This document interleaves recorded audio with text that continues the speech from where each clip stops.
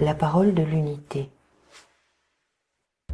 Une fois encore, Rumi nous rappelle que tout est un, que rien n'est séparé de lui, Dieu, que tout provient de lui et que tout retournera à lui, l'heure venue.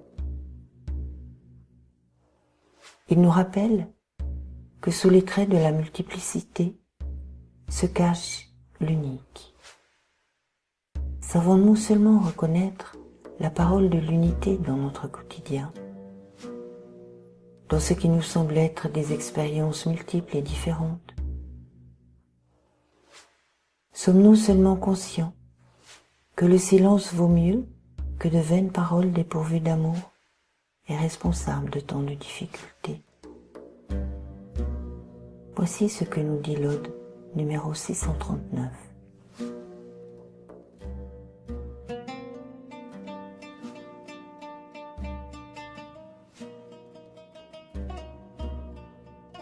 Cet ami à la tunique rouge qui vint l'an dernier, éclatant comme la lune, cette année-ci est venu, revêtu d'un froc gris. Ce Turc que tu avais vu alors se livrer au pillage, c'est le même qui est venu cette année, sous les traits d'un Arabe. L'ami est le même, bien que son vêtement ait changé. Il a ôté son autre vêtement, et puis il est revenu. Ce vin est le même, bien que le flacon soit nouveau. Vois comme il est venu apporter le plaisir à ceux qui sont ivres. Ô homme, vous pensiez que ces flambeaux étaient morts.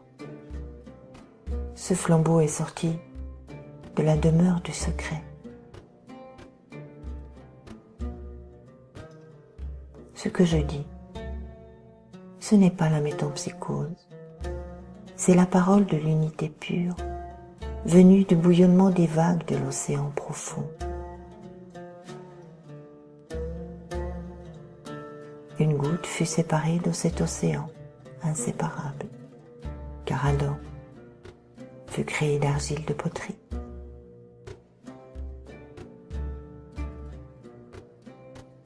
Le Byzantin s'est caché le visage quand est venu le temps des Abyssins. Il est revenu aujourd'hui au sein de cette puissante armée.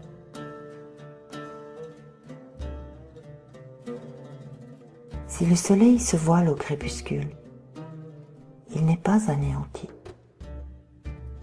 Cette lune éclatante est apparue dans une des maisons du zodiaque. Renonce aux paroles. Contemple le miroir de la réalité, car hésitation et difficulté proviennent des paroles.